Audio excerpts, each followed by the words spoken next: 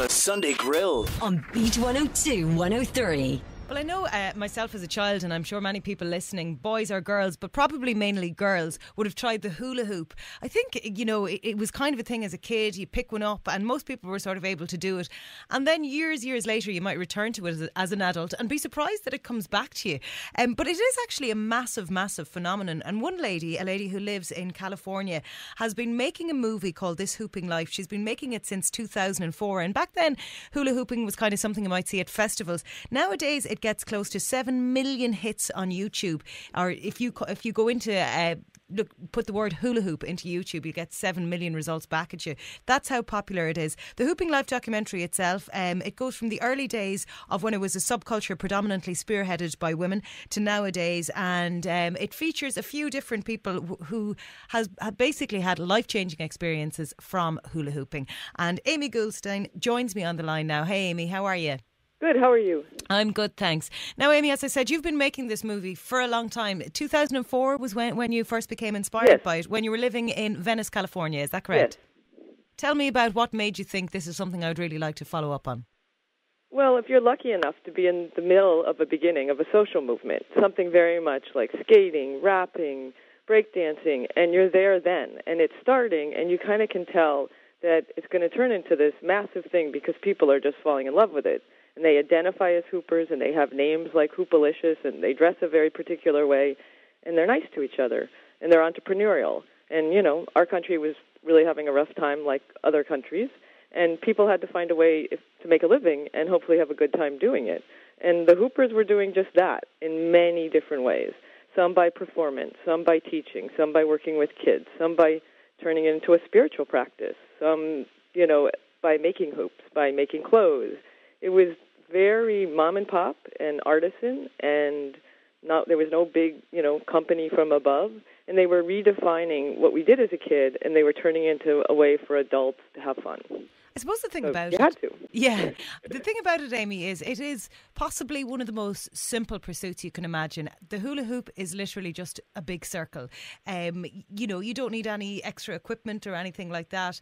Most people are pretty much able to do it once they start to practice. It's very accessible. I mean, everybody can be a hooper. In the ways that many other subcultures were exclusive, really anybody can hoop.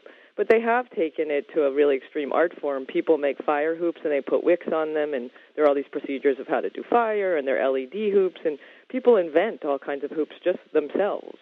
And, I mean, all of these are also artisan-made.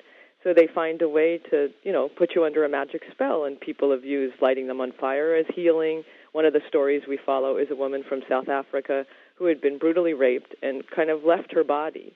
And when she found a group of performing women, she was an actress, she sort of joined up. And when she started lighting them on fire, she felt like something was cleansed. And, you know, she talks about it as an aura, and that she was able to, you know, kind of resume her life and resume her body. And she's gone on to work with abused women in South Africa, and she does workshops.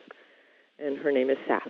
That's quite amazing. And you also, we'll talk a little bit about Hoopalicious as well. You mentioned briefly there, Amy. Her real name is Anna, is it? Yes, it is. Yeah, and she was one of the people that you followed. She's really the person that appears to have taken hooping from sort of jam band concerts where it was sort of a hippie thing and taken it and made it a modern art form. And most of the people in the film all learned as a result of what she was doing. So the film sort of follows how Anna first gets into it and it changes her life, and how she then takes it out into the world and lots of other people make it their own, whether it's working with kids in the inner city or creating a spiritual practice and take it out on their own, and sort of how it becomes a phenomenon. Another person was Baxter. Baxter is a straight white guy who's living in a predominantly wrestling community, and he used to hoop blindfolded. That's very funny. Yeah. I mean, he lives in the South. Yeah. We joke because there's NASCAR wrestling, NASCAR racing, and it's just very macho. Yeah. You know, and it's not the kind. A preacher. Yeah. And it's not the kind of thing that you expect kind of like, you know, your regular butch straight guy to be doing.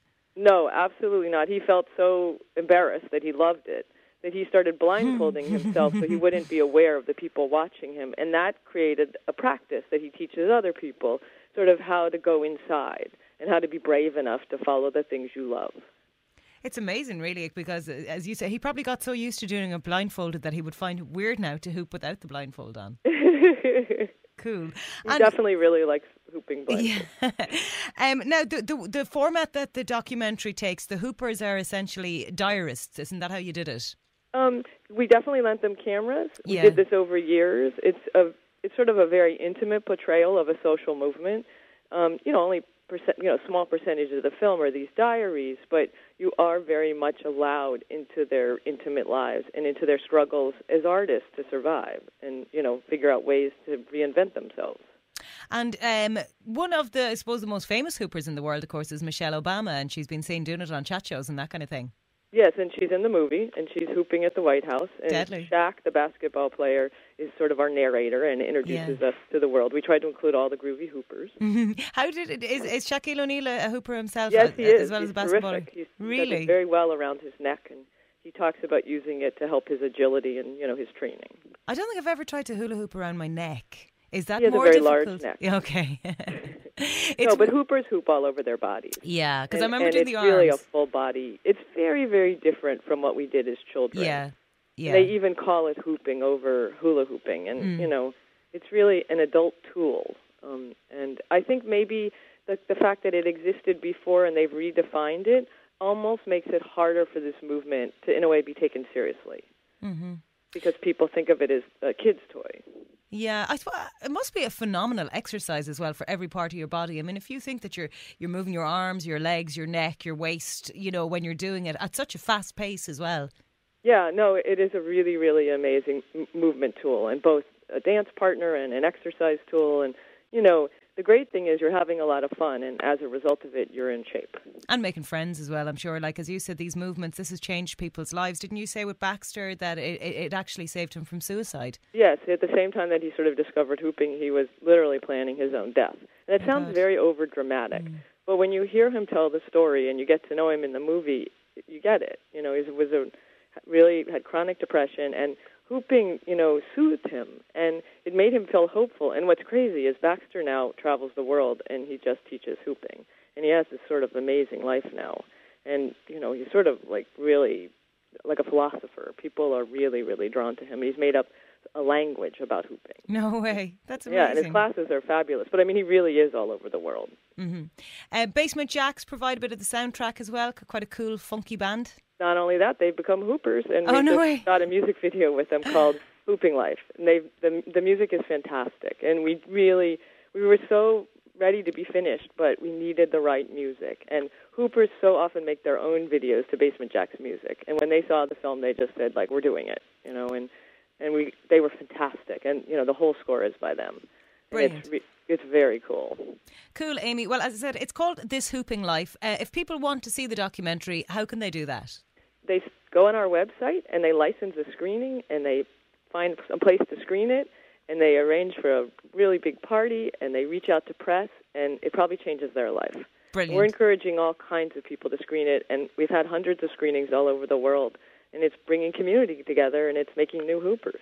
Great stuff. Can you give out your web address, Amy? Yes, it's thehoopinglife.com. Thehoopinglife.com. Yes. And you're the director, Amy Goldstein. Thank you, Amy Goldstein. Oh, it doesn't matter at all, and thank you very much. We really appreciate it a lot. Thanks a million for talking to me, Amy. It sounds fantastic. Thehoopinglife.com if anybody is interested.